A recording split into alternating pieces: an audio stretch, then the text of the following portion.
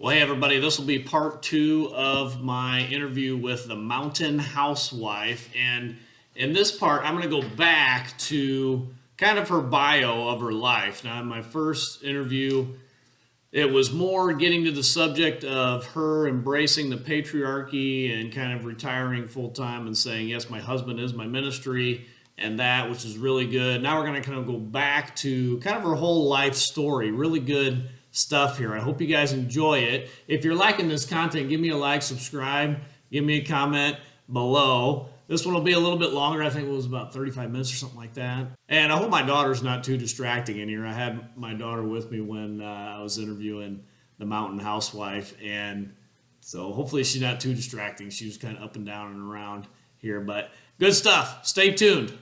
Let's get to it. Amy, I wanted to get you on here to talk about your journey from maybe being a working woman to more embracing the patriarchy and what that's looked like in your life. Lori Alexander from Transformed Wife. The Transformed Wife, thank you, recommended that I talk to you about this. So I thought that was great. Okay. And so you are coming on a recommendation from The Transformed Wife. So anyway, yeah, I want to hear your story. You can go ahead however you want to tell it for journey from like working woman to I'm in the patriarchy now and what that looks like, what that means. Okay. Well, first I have to ask you, how are things going in the patriarchy? I don't know. I'm not in it. I just like Well, I asked my husband this morning how the patriarchy was doing, and he said very well. Oh, good. Okay. Yeah. So that really fired me up. Mm. It does sound good. So I always like to hear that because I am a big fan. I am a big fan of the patriarchy. Okay. And I believe in it with all my heart. And I was brought up with it, although it was not I think I told you this earlier, it was not expressly didactically taught to me. I don't it was just more infused into my culture. Because I grew up in a small town, and my family was the patriarchy pretty much. I mean, we had. What do you mean by that then, Amy? Of like by patriarchy, and you were brought up in that, like, can you explain that a little bit? Well, let's define terms because I always think that's helpful. Patriarchy, I see as, well, I think of, oh brother, where art thou? I'm the paterfamilias. Okay. You know, he proclaims he's the paterfamilias. He's it, you know, in this. I have traveled many a weary mile back to my wife, 6 daughters. Daddy. That ain't your daddy, Albanel. Your daddy was hit by a train. Penny, stop it. No, you stop it. Vernon here's got a job. Vernon's got prospects. He's bona fide. What are you? I'll tell you what I am. I'm the paterfamilias, and you can't marry him. I can, I am, and I will. I come from the South, actually, the sticks of the Appalachia. Oh, not the sticks, but we live in Middle Tennessee, kind of on the edge of Appalachia, but I'm very much in the South. And patriarchy is something that has been a big part of Southern culture. You know, we're very religious. Our religion is a big part of our lives. The Bible is a very big part. And of, you know, I brought my Bible, but I don't plan on preaching to you. Yeah. But I mean, this has always been a huge part of my life, the Word of God. And so when I have a question, this is where I go. Yeah. And you believe Scripture supports patriarchy all throughout? I do. Okay. All right. I do. I believe, and you know, I could go through, I'm not going to, but I could go through and begin in Genesis and to Proverbs, to the New Testament, to the Gospels, to the letters of Paul, to the letters of Peter, and show you examples of patriarchy. I'm sure I know from watching your videos, you know about these too. And well, that's one thing I like about your videos is that they're very biblically based. Yeah, so I did a great series with my friend Yurko on the patriarchy. We started with hierarchy and then we went to patriarchy. And it was, I'd like to teach that in my Sunday school class at some point here. I watched that. Yeah, and it was really good. It was good. It's actually, like you say, in a lot of your videos, which I think I like to watch your videos. You've got a great sense of humor, Yeah. which is very entertaining. You talk in your videos, it's very difficult to find solid teaching on that. It's the And forbidden topic. it is. And so I appreciate it. I watched those, and I appreciated them, and I learned from them. So that is the Bible. And then my family, my great grandfather came here to Tennessee, Middle Tennessee, where I live, in 1807 with a land grant from Really? being a Revolutionary soldier. Wow, that's awesome. And my husband's great grandfather also came about the same time. Mine came first. Whoa, But man, his that's was, awesome then. his was 1811. Okay. Michael Corley, that's my husband. Okay. And so his family came in 1811 with a land grant. Hmm. And so the patriarchy, I mean, they had their land, they had their family, and they took care of their people. And I Yeah. think they understood that's what it was about, making a living and making your place there on the earth, and taking Yeah. dominion, and raising your family and raising grandchildren. And Yeah. that was what they knew, exactly what they were supposed to be doing. Okay. Yeah. And of course the roles, all were understood at that time, and up until recently. Nobody doubted them. They were taught, they were preached, they were expected. People were held accountable for their roles and their responsibilities and their duties. Yeah. And That's what that's the way we were we just talking built. about that a little bit on one of my videos yesterday about Mhm. the lack of society used to, especially for women, that society used to hold women accountable for some of this bad behavior we see today. And there just seems to be no, in the church, society, anywhere, there just doesn't seem to be any accountability. I believe we hold men way more accountable for bad Mhm. behavior than we do women. But anyway, yeah, go on though. Yeah, it has reversed. As my Yeah. husband says, the rail is on top, the bottom rail is on top. Yeah. Culturally, in a lot of ways, it is. And even though politically we have regained some dominance, I think still the cultural institutions, schools, and universities are all feminist. Yeah, for sure. It's there's one author I like, or he's a pastor. He said feminism is the air we breathe. And Yep. that seems to certainly be true. The media, I Yeah. think that's a huge part. I'm going to talk about that. But anyway, back to what I was saying. Back to your story. I grew up in a small town, very traditional Southern small town, and my husband did too. And so both of us grew up in that kind of milieu where that was the default. That's what everybody expected. I mean, my mother did not work outside of the home, and my great grandmother was very much matriarch in that, not running things, but she held her responsibilities in the home very seriously, and had pigs and chickens, and cooked for the family. Yeah. Had a whole bunch of children, like 11 children. And so that's kind of what I'm coming from. And then my religious background being Restoration Christianity, which is Churches of Christ, Disciples of Christ. Yeah. We're very, very serious about the Word of God. We're very serious about, especially the New Testament, and trying to, we're saved by grace, of course, but we want to be children of light. We want to, like you're a Christian, and we want to shine a light into the world. And so just for the audience, like, I think the Duck Dynasty guys are some of probably the most well-known Church of Christ people. Okay. Max Lucado. Max Lucado, author. Max Lucado.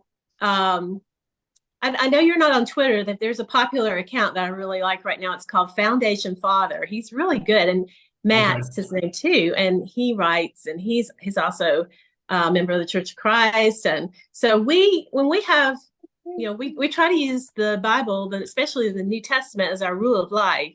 Yeah. And so that applies to marriage, and that applies to children. It applies to Yeah. building a family. Now, I don't know how, I don't want to get off track here. I don't know how much further you want to take that into the community, into the nation. Yeah. Yeah, for sure. I believe that too. So you said your family, the women were very traditional. They didn't work outside the home, blah, blah, blah. And so, but now you worked outside the home, but then how did you kind of come to the sense of like, okay, I need to be in the home? Well, again, my family highly valued education. I was sent to, I was always expected that I was going to go to college, and my brother. So I did, and I did well. What And year, what time period was that? 80s. Okay, in the 80s. Okay. Mm-hmm. All right. So it's getting more common for probably women to go to college than in the 80s. Yeah.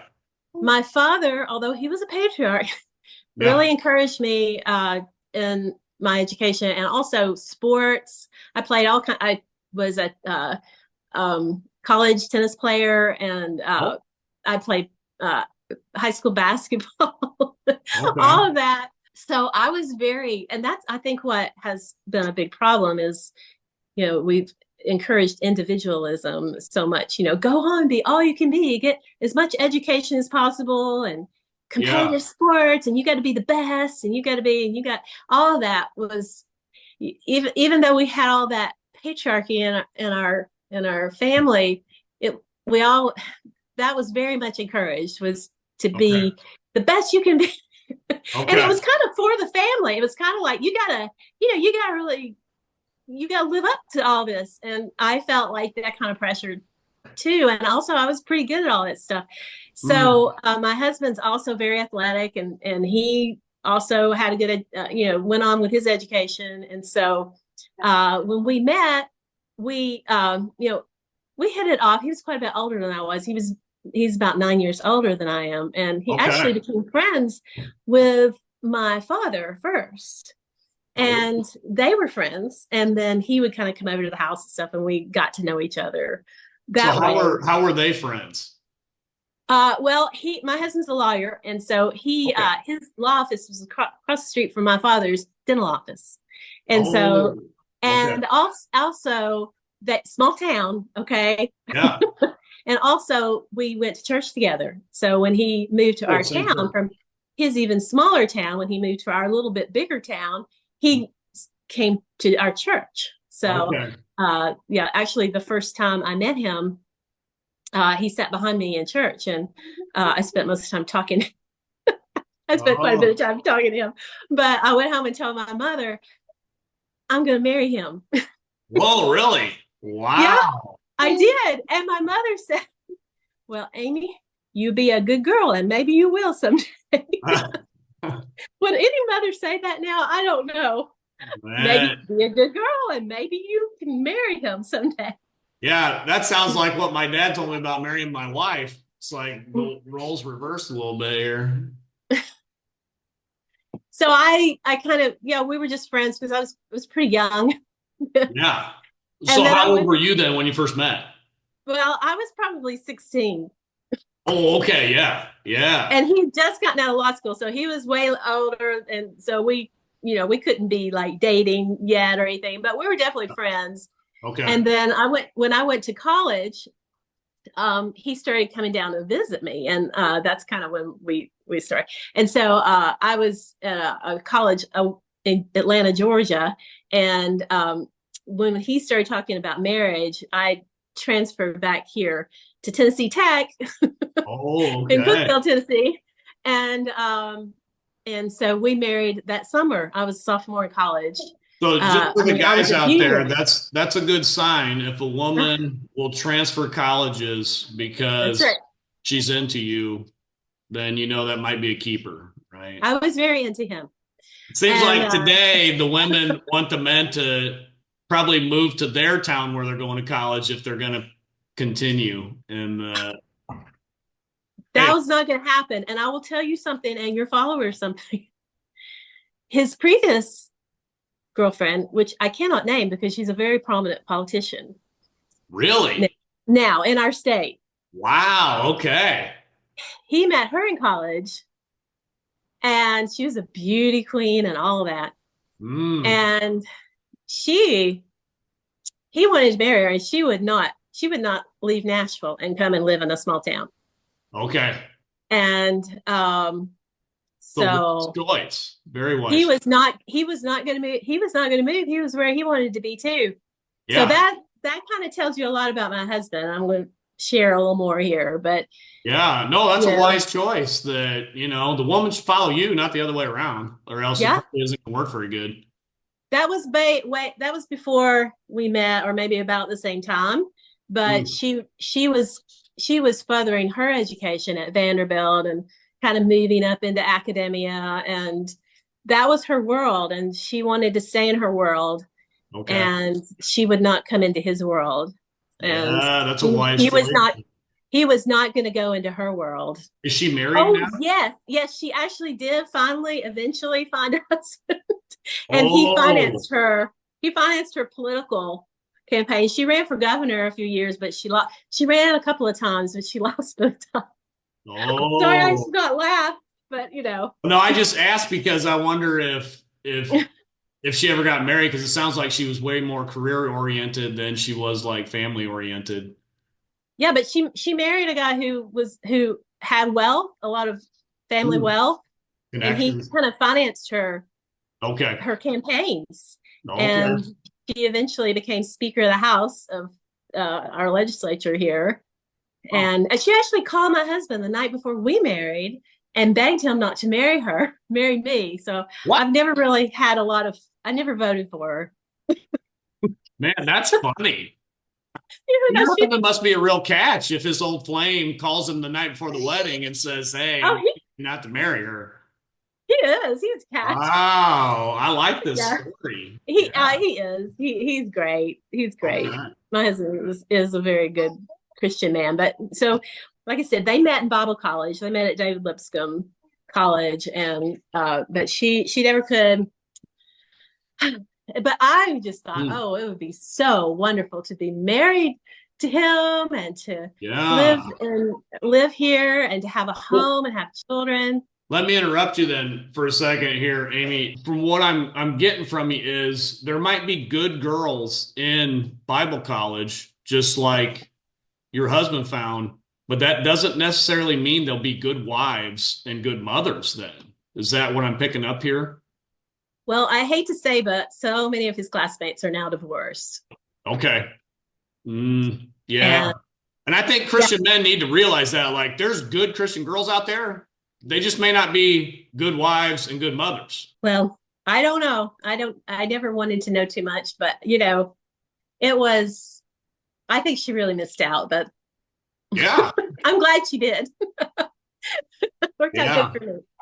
So so yeah, between the summer between my junior and senior year, no, sophomore and junior year in college, we married Okay. and had a nice church wedding, and there was a lot of discussion about who should pay for the rest of my college because I wanted to finish my degree, and my husband talked to his dad, and my father had offered to pay for my education. Mm, Back then it wasn't nearly like what it is now. I mean, okay. like I was going to a state college, and Yeah. it was nothing like it is now, okay? But my husband talked to his dad, and his dad said, also a patriarch, said, "No, this is your wife, this is your woman, and you have to pay her way now. Mm, And if you marry her, you need to pay for her education too, and that's what you need to do." So he did. He paid for the rest of my college. Now, when I now, got that's a good thing to note too, Amy, is if for the modern man today, if you marry a woman and she's got a bunch of college debt, you're mm, you're taking that college debt. You're basically you're pay like if she's got 100 grand worth of college debt, you're paying 100 grand for a wife then, because that's your debt once you get married, right? So yes, maybe she's worth it. I don't know, but like you got to think about that. think about it. That's Yeah, right. Think about it before, not after. That's one yeah, thing my husband I hope I don't overshare here, but my husband told our son was, well, he didn't tell him, he just asked about debt Mm. before they got serious, or when they were talking about marriage. You got to think about some of the practical things Mm-hmm. because it has a dynamic, it really does make a difference if you have a lot of debt and you feel like you have to work. Lots of times the Yeah. wife has to leave her children. And I have a good friend who is taking care of her grandchildren because her daughter-in-law has a lot of, got her master's and I don't know, a PhD and everything with a lot of debt. And so they're actually taking care of the grandchildren during the day. But What did she get her PhD in? uh some kind of health science, like therapist, physical therapy or something like that. Is it something that pays anything or? Well, yeah, I mean, she's in the health field, so she makes Okay. pretty well, but Sometimes, well, men and women, but especially women, get these fancy degrees and they're in fields that just don't pay anything. well, So right, it's just like some expensive education. hobby then at that point. So That's yeah, true. I think it That's wasn't it Lori Alexander, the transformed wife, that said, I think the tweet that like put her on the map was when she said men prefer debt-free virgins that don't have tattoos. And I was Mhm. like, whoa, Lori. Okay. Yes, Yeah. she was. I mean, I don't know about the tattoos and everything, but it's it's that's right. I mean, you got to look at that because it's going to affect your lives, your day-to-day lives, Mm. and your freedom, your ability to do what you want to do. But and then on the other hand, I've heard some people say debt binds people together. I've actually Oh, heard people say that. So yeah. I don't know, but Right. my husband didn't want to. I think he and his father, thought that was his responsibility, um, and they didn't want to be beholden to for us to be beholden to my parents. That he wanted a complete. Mm. This is my one.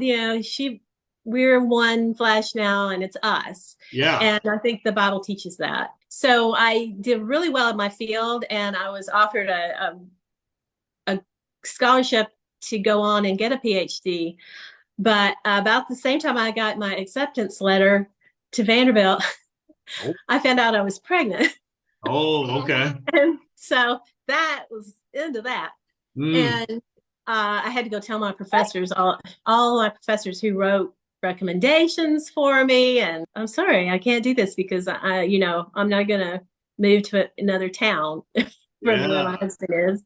So I decided to teach. I did have a teaching certificate, so I really wanted to teach. I was on fire to teach.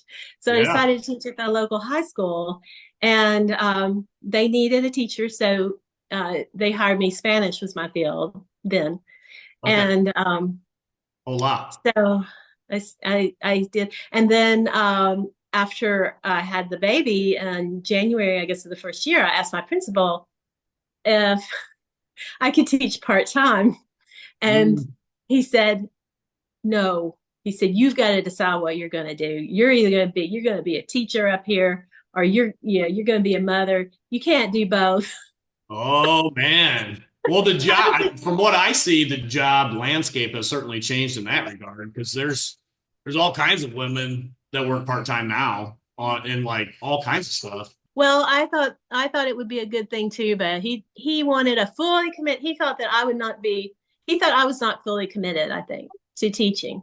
Okay. So, and maybe he thought it would set a bad precedent. He didn't want all of his teachers asking for that. And so I don't know about all of that. That's the patriarchy's Yeah. thing, Yeah. you know. But I think it was right. It was a good thing. I'm glad he did that now in hindsight. So I went home, Mm.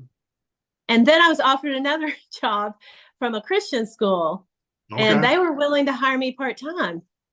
So I went over there, and it was just a small, sweet little Christian school. Mm. And of course, I have a hard time doing anything. I have a hard time doing anything just a little bit. And, it ended up being kind of like a full-time job, really, even though I was teaching part-time. Okay. So our home life was just absolute chaos. I mean, there was books, toys, bottles, diapers everywhere, all over our house. So my husband said, you got to quit your job. Okay. He said, I can't live like this. So I did. You did. I Okay. did. And so I resigned from that job, and I had taught there, I think, like 3 years, and resigned. When my second son, my youngest son, was born, that's when I completely resigned. And then I had to learn how to do that, how to be full-time at home, and how to be content with that. So that was definitely a learning curve, because I had never done that. I'd always been like gung ho, sports, studies, college, Yeah. Now, did you career. homeschool, or did you, or maybe they weren't old enough yet for that? Yes.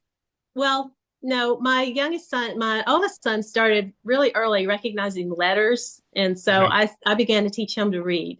Okay. And so he was reading probably when he was, 3 or 4. Oh, And we didn't really see the point of going to kindergarten at that point. And I had been in the public schools, and I knew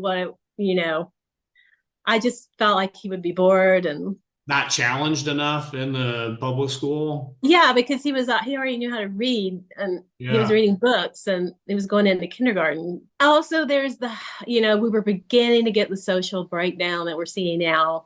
Mm, Even okay. though that was probably not the main motivation for homeschooling, we thought it would be good to be able to bring up our kids ourselves and instill our values. We were like some of the first homeschoolers. We weren't the completely leading edge in our area, but we were definitely some of the first ones, probably the first one in our What year town. would have that been? That would have been around 92. Because I was When looking he, at this the other day, because of a Paul Washer video I was doing, and it looked like the modern homeschooling movement didn't get started until like the early to mid 80s. And like before that, because I was thinking about that, and I was like, I don't think I've ever met a baby boomer that was homeschooled. Like ever. Never met one. And so I had to look that up and research that a little bit. Not unless they were on the mission field or something. But yeah, so around 1991, I started going to a Bible study. And so people there were homeschooling. They were the first people I had met that homeschooled. I didn't know anything about it. They were doing that, and they told me, I was curious about it because, I was a teacher, and I'd already taught my son to read. I thought I could do it. And so they said, go to this curriculum fair in Nashville. So I went, and I saw the materials that they had, the books and the materials. And I thought, wow, I didn't get an education. I felt like this was so far superior. This was so much superior to what I had gotten. But our schools here are not the most wonderful schools. And I mean, we have a great state, but education is not just like, it's not like Illinois. It's not just like, I mean, we're more interested in our roads. And we certainly pay a lot for our education. I don't know if it's that great, but we certainly pay for it if it is or it isn't. Yeah. We prefer to put our money into roads. Yeah. That's terrible. But we pay a lot for our roads, and they still suck. So I don't know. But we just pay a lot for everything here in Illinois. Do you homeschool? No, we don't homeschool. My kid, we live in a small town. And so they go to like a small town school here, and they do a pretty good job. My views on education are a little odd. So I went to Christian school my whole time from first grade to graduation, and I loved it.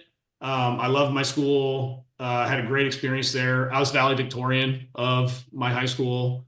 So I did really well academically, but I just don't know. When I see, I had friends that were public school, friends that were homeschooled, friends obviously at private school, and seems like it's just a mixed bag of how everybody turns out, no matter what path they take. And when I certainly know a lot of parents that are, it's homeschool's the only way, blah blah blah, and I just think, well, I mean, I know quite a few homeschoolers did about the same thing as soon as they graduated that everybody else went. They started being very worldly and just partying and whatever. And I don't really know if that's the silver bullet because I've watched it, and so I get that's kind of my view. Mhm. I don't take education very seriously either. Just because it just seems like you memorize a bunch of stuff that then you forget like the next year or whatever. Um, so even though I was very straight A's, academically focused, blah blah blah, I don't know. Today I don't know if I take it maybe as seriously as what a lot of people do. Um, I might be a little more into nature versus nurture. That I think your intelligence is more nature than it is nurture, but I don't know. Anyway, don't want to get off on that rabbit trail. Well, I want to say this. I agree with you. I've seen the homeschool movement. Yeah. I mean, I've seen how everything's gone. And I agree with you. I think so much of it is the culture that they're in. Because most of And the homeschool people I knew, they were coming from, I mean, um, obviously their families were very conservative families, very traditional. Their parents cared about them a lot because they're homeschooling them, obviously. So, mhm. and it still just seemed like a mixed bag on how, people ended up coming out of that. So It definitely is. It definitely um, is. And I mean, it was the best job. I loved it. I mean, I feel like I got an education because yeah. I read books. We read the classics. We read a lot of stuff that, and I'm glad that my children had that. Mm, But I do not think it is the answer to the cultural problems, yeah. really, that we have. And I'd love to see the patriarchy. And that's one thing that I've seen in my journey is just the patriarchy has turned over their authority in to a large extent in the home, in the schools, in the universities, Mm, in the media, and they have turned over that authority to women, and women are the educators and the teachers and the homeschool moms. And nothing, I mean, I have great respect for homeschool moms, but you're getting it can become almost an idol. I hate to say that, but I mean, you that can become your whole thing. yeah. And and that was very much a temptation for me too. Okay. That's because you can just throw your whole self into that, and you can neglect your house, you can neglect your husband. Mm, That's I've tweeted about this, and I get so much pushback on it because mm, everybody on Twitter, they're very, especially in the circles I'm in, homeschooling is a very big deal, and it's very important and high priority. yeah. And so, but I think it can very easily become kind of a matriarchy. Well, that's what a friend of mine, because obviously Hmm. in the public school that my kids go to, it's all women. I mean, everything, top down, teachers, everybody, all women. Hmm. And that was one of the comments a friend of mine that was homeschooled was like, oh, yes, they're being taught by it's a matriarchy teaching them and blah, blah, blah, blah, blah. And but then another friend of mine that was homeschooled, he was like, well, yeah, but in my homeschooling experience, it was all women who were doing this as well. And it was like anytime you'd want to do boy stuff like roughhouse and fight and whatever, all the moms would just be like, oh, no, no, no, no, no, you can't do that, blah, blah, blah, blah. Right. So I was like, yeah, I guess it's a matriarchy everywhere you go, like Yes, it is. It very much is. So yeah, I try to be careful about that. And my husband was very active with we had sons. yeah. So he was very active, but it was just I don't know. I don't know this the answer. Mm, So yeah, we did that, they did not want to be homeschooled in high school. They wanted to play sports and yeah. make friend, have a wider friend circle and all of that. So they went to a private high school, and Mm. uh, when they did, I went back to teaching. Well, that was the Mountain Housewife interview part two. There's going to be one more part to it. I got a little more to finish up here. Good stuff. I hope you're enjoying that. And what I'm also enjoying, and what I want to say, is that Christ is winning. He is building his church, and the gates of hell will not prevail against it. Until next time, this is the Post Millennial Man.